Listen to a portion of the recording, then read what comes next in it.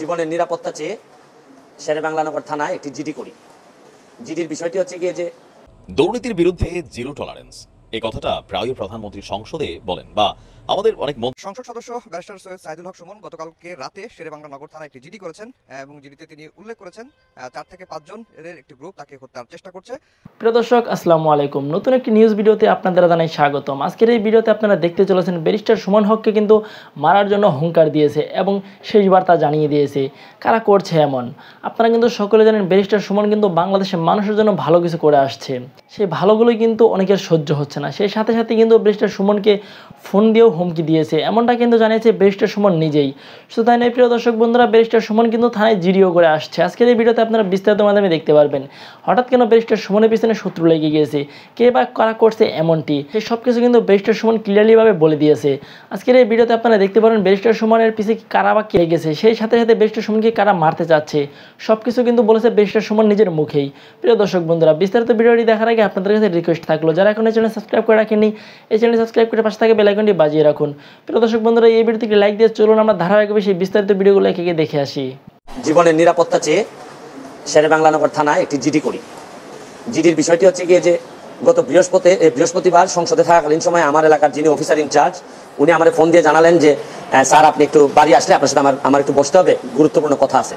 তো শুক্রবারে আমি বাড়ি যাওয়ার পর উনি দুপুরবেলা আমাকে বললেন, আমাকে একটা মেসেজ দেখালেন যে উনাকে একটা লোক 2-3 দিন ফোন করার পর উনি যখন আমলে নিচ্ছিলেন না তখন উনারে একটা মেসেজ দেয় যে ওই লোকটা, অজ্ঞাতনামা লোকটা আমার সাথে দেখা করতে চায়, কথা বলতে চায়, দেখা করতে চায় না, কথা বলতে চায়। তো ওসি সাহেব আমলে নেননি। পরে যখন মেসেজটা দেখছেন, যে মেসেজের মধ্যে আছে দেখা যাচ্ছে যে একটা কন্ট্রাক্ট কিলার গ্রুপ যারা হায়ার করা হয়েছে তারা নাকি অ্যাক্টিভ, তার বক্তব্য অনুযায়ী। তো ওসি সাহেব আমারে উনার ফোন দিয়ে ওই অজ্ঞাতনামা ব্যক্তির সাথে ফোনে ধরাই দিলেন।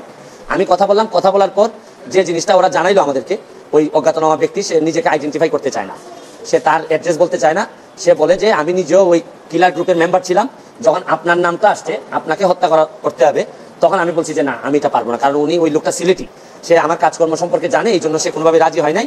তখন সে বলছে যে আমার বিষয়টা হচ্ছে গিয়ে, তার বক্তব্য অনুযায়ী আমার বিষয়টা হচ্ছে গিয়ে আমি আপনাকে একটা ওয়ার্নিং দিচ্ছি, আপনি এই 2-3 দিন আপাতত ঘরের বাইরেই যাবেন না। তো এটা শোনার পর আমি নর্মালি এর আগে অনেকবার আমি মৌখিকভাবে বা আমার পিএস এর মাধ্যমে বিভিন্নভাবে আমি থ্রেট পাইছি, এগুলো আমি আমলে নেই না, কারণ এগুলো সামনে বললে একটা প্যানিক তৈরি হইতে পারে, এই জন্য আমি কখনোই সামনে নিয়ে আসি নাই। এইবার যখন আমার এলাকার ওসি সাহেবের মাধ্যমে আসছে তখন আমার কাছে মনে হয়েছে যে মানুষ যখন কখনো কোনো ওসিরে নর্মালি তো কেউ ফোনই দেয় না, তার উপর যখন সে এইরকম একটা মেসেজ দিচ্ছে তখন আমার মনে হয়েছে যে সিরিয়াসলি একটা পটেনশিয়াল থ্রেট, আমার এটা অবশ্যই আমলে নিতে হবে। তো এই জন্য আমি ওই দিন পরের দিন সকালেই আমি ঢাকা চলে আসি, সংসদ ভবনে চলে আসি। এসে আমি এর ভিতরে আমি পুলিশের ঊর্ধ্বতন কর্মকর্তা যারা আছেন তাদের সাথে আমি কথা বলি। তো এরপরে আমি জিডিটা আমি গতকালকে করছি।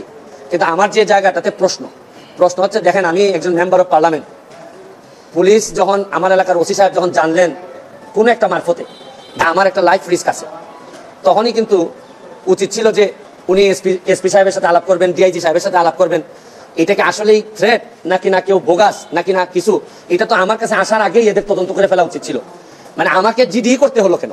প্রশ্নটা হচ্ছে গিয়ে যে আমার থ্রেটটা তো আমি জানি না, জানছে প্রথমে ওসি সাহেবের পরে এটা এসপি ডিআইজি ওনাদের কাছে যাবে, আমি জানার আগে ওনারা আমাকে প্রোটেকশন দিবেন, আমাকে পরে জানাবেন যে এই থ্রেটটা যেটা ছিল এটা রিয়েল অথবা ফেক। ওনারা আমাকে বলছেন, ওসি সাহেবের যতটুকু ব্রেইনে ধরছে উনি ধরছেন, আমাকে বলছেন, আমাকে জিডি করতে হয়েছে, আর আমার নিরাপত্তা এখন আমার নিজেকে দিতে হইতেছে। এখন রাষ্ট্রযন্ত্র, আমি এটা বুঝলাম না যে এই রাষ্ট্রযন্ত্র আসলে কি আদৌ আমার বাঁচায় রাখতে চায় কিনা। কারণ হচ্ছে আমি যাকে জিডি করতেছি পুলিশ ডিপার্টমেন্ট, সেই তো আগে জানছে আমার আগে, সেই তো আমার বলার দরকার ছিল যে সে ব্যক্তি আইডেন্টিফাই করা যায় নাই। পুলিশ মারফত কখনো শুনলাম যে ওনারা নাকি ট্রেকিং করে, কখনো বলছেন যে এই পাহাড়তলি চট্টগ্রামের, তারপরে কখনো বলতেছেন তার বাড়ি এই বড়লেখা বা সিলেটের কোন জায়গায় যেন। তা আমার বিষয়টা হচ্ছে গিয়ে যে দেখেন এই দেশে বঙ্গবন্ধু মারা গেছেন, তার পরিবার সবাই মারা গেছে, আমার হবিগঞ্জের শাহেম এস কিবরিয়া সাহেব মারা গেছেন, আমরা তো কোনো প্রোটেকশনই দিতে পারি নাই।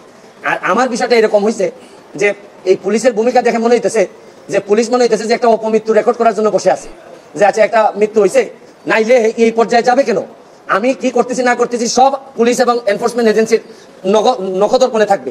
কারণ এরা খবর নেয় না বলেই লোকগুলা মরে, আর এরা খবর নেয় না বলেই বেনজিররা এত ধনী হয়, এরা খবর নেয় না বলেই মতিউররা এত টাকার মালিক হয়। কারণ এরা তো থাকে কারে কোন জায়গায় বদলি করবে, কারে কোন জায়গা মতো নিজের লোক সেট করলে অনেক টাকার বাণিজ্য হবে, এইসব অভিযোগ এদের বিরুদ্ধে। যার কারণে আমার কষ্টটা এখানে, আমার এই মরতে কষ্ট নাই, আমার দুইটা কষ্ট, একটা হচ্ছে মরে গেলে আমার এলাকার মানুষের কি হবে, এটা আমাকে কষ্ট দেয়।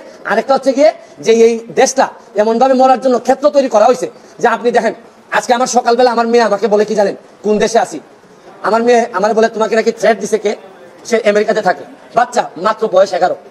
আমি বলছি হ্যাঁ আমি তো গুড ওয়ার্ক করি, এই জন্য ব্যাড পিপলরা আমারে হুমকি দিছে। সে আমারে বলে there must be a line between good work and stupidity. মানে আমার মেয়ে মনে করে আমি যে গুড ওয়ার্ক করি, আমি যে অন্যায়ের বিরুদ্ধে প্রতিবাদ করি, এগুলো থেকে স্টুপিডিটি। কারণ আমি আর কি জবাব দিব তারে, কারণ সে তো তার মাথার মধ্যে এগুলাই আছে যে বাংলাদেশে যারা ভালো কাজ করে অন্যায়ের প্রতিবাদ করে এরা স্টুপিড। কিন্তু আমার মেয়ে অল্প বয়সী মেয়ে, আমি তো বুঝাইতে পারি না যে আমার জন্ম এই দেশে, এই দেশের মানুষের কল্যাণে আমি কাজ করতে চাই, কারণ আমার রক্তের মধ্যে এটা আছে, আমি করবো কিটা। যে ধরনের প্রোটেকশন, আমি তো আর আগের ব্যারিস্টার সুমন না, মেম্বার অফ পার্লামেন্ট হিসাবে আপনারা আগের ব্যারিস্টার সুমনে ফেলে দিলেন, কিন্তু মেম্বার অফ পার্লামেন্ট হিসাবে আমার সিকিউরিটির আগেই আমি যে জিডি করা লাগলো এটার জন্য দুঃখ প্রকাশ করতেছি। কেন আমি জিডি করবো?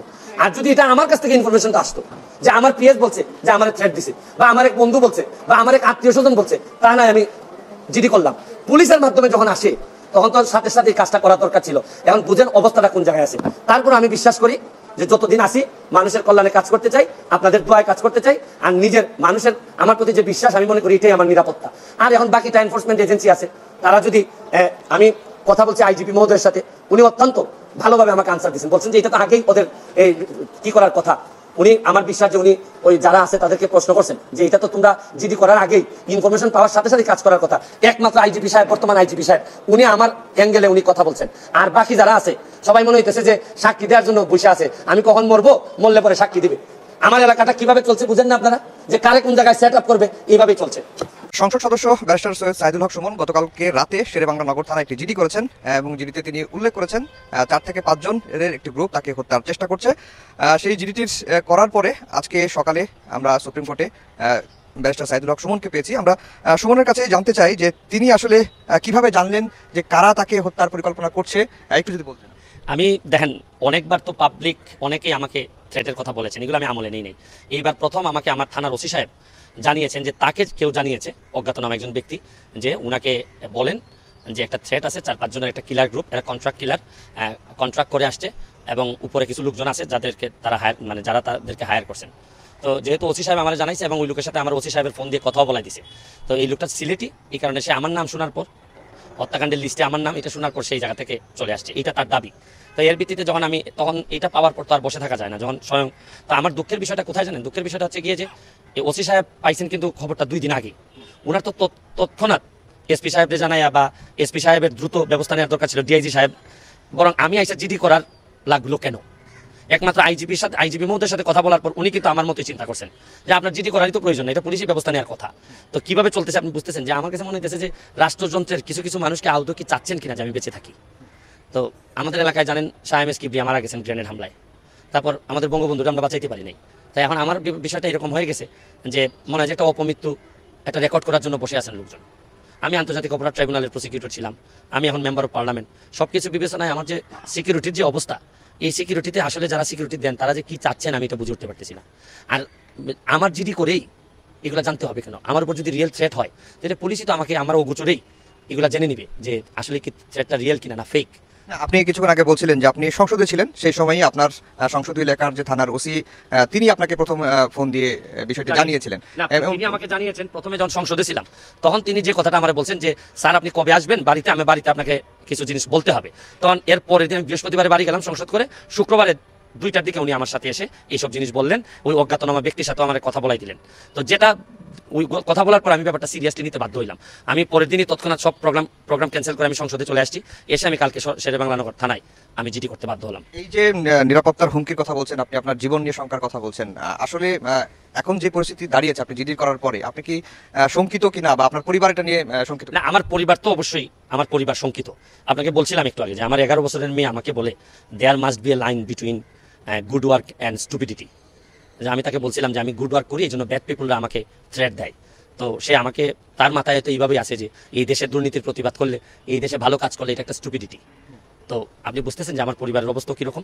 তারপর আমি ভেঙে যাই নাই, মৃত্যু তো অবধারিত, একসময় তো মরতেই হবে। কিন্তু এখন যে জিনিসটা আমার মধ্যে টানে এটা হচ্ছে যে আমি হঠাৎ করে মারা গেলে আনফিনিশড যে জবগুলো আছে বা পরবর্তী জেনারেশন কোনোভাবেই যেন উৎসাহ না হারায়, এই জন্য আমি কিন্তু আমার মেরে ফেললো, আমি দেশও ছাড়বো না এবং আমি আমার কাজগুলো বন্ধ করবো না। আর এইসব আগে নেতারা বন্ধ করছে বলেই তো বেনজিরের মতো লোক তৈরি হয়েছে, মতিউরের মতো লোক তৈরি হয়েছে। পুলিশের এইসব কারণেই, যে খবরই পায় না কখন কারে থ্রেট দেয়, এইসব কারণেই তো বড় বড় অফেন্সগুলো সংগঠিত হওয়ার পর এরা জিডি করে রাখে, মামলা করে রাখে যে আহা এরকম ঘটনা করছে। তো এইরকম ধারাবাহিকভাবে চললে বাংলাদেশের এমনি 12টা বেজে যাবে।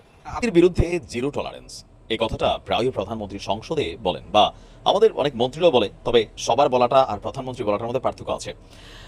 গতকালকে সংসদে আমরা গত 2 থেকে 3 দিন যাবত ছাগল মতিউর রহমান সহ, বেনজির সহ বা আরো যেই কয়েকজন বড় বড় দুর্নীতিবাজ যাদের বিরুদ্ধে দুদকে একটা হিউজ পরিমাণ অভিযোগ আছে তাদেরকে নিয়ে বারবার প্রশ্নের সম্মুখীন ছিলেন প্রধানমন্ত্রী। সরাসরি প্রধানমন্ত্রীকে কেউ প্রশ্ন না করলেও বিষয়টা তিনি আঁচ করতে পেরেছেন যে বেনজিরদের বিরুদ্ধে বা যাদের বিরুদ্ধে এই অভিযোগ আসছে, মতিউরদের বিরুদ্ধে অথবা সচিবদের বিরুদ্ধে বা সামহাও সাবেক সেনাপ্রধানের বিরুদ্ধে, তাদের ব্যাপারে বাংলাদেশ আওয়ামী লীগের আসলে মনোভাব কি, সেই জিনিসটা ক্লিয়ার একটা মেসেজ দিয়েছেন প্রধানমন্ত্রী।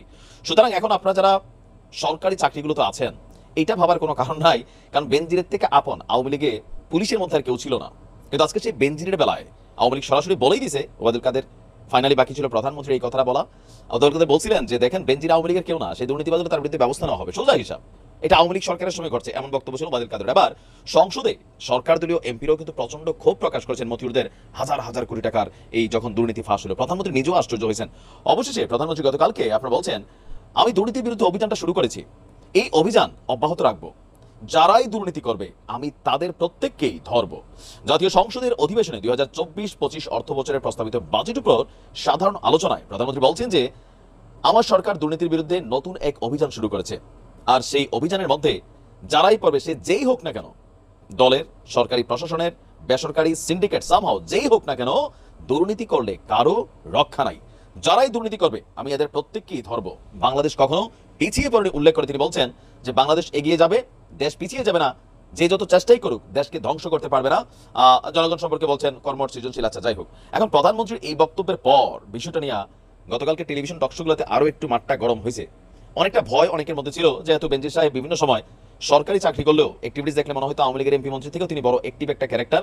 তো এগুলো নিয়ে সকালের মধ্যে চিন্তা ছিল যে প্রধানমন্ত্রী তো এখন পর্যন্ত কিছু বলতেছেন স্পেসিফিক্যালি, বা মতিউরদের যে পাওয়ার, হ্যাঁ, বা যাদের আওতায় আনার বেলায় প্রধানমন্ত্রী কোনো পেছন থেকে ভূমিকা রাখবে কিনা, বা আওয়ামী লীগ এটাকে দা ওয়ে এটা ডিল হওয়া দরকার সেইভাবে দিবে কিনা, এরকম যখন প্রশ্ন ছিল তখন প্রধানমন্ত্রী একটা ক্লিয়ার মেসেজ দিলেন। এখন দেখেন প্রধানমন্ত্রী নির্দেশ দিতে পারেন, বাস্তবায়ন পালনের যে দায়িত্বগুলো এগুলো কিন্তু আমাদের সরকারি ডিপার্টমেন্টগুলোরই। এখন দেখা গেছে যে নতুন নতুন যে বিভিন্ন অ্যাক্টিভিটিস দেখা যায়, কে কারে ধরতে যাবে আসলে, এখন সব তো এরকম ছোট ছোট দাগে আসক্ত আমরা, প্রত্যেকের শরীরে কিন্তু ছোট ছোট ফোঁটা আছে, এক ফোঁটাকে আরেক ফোঁটারে ধরতে পারে।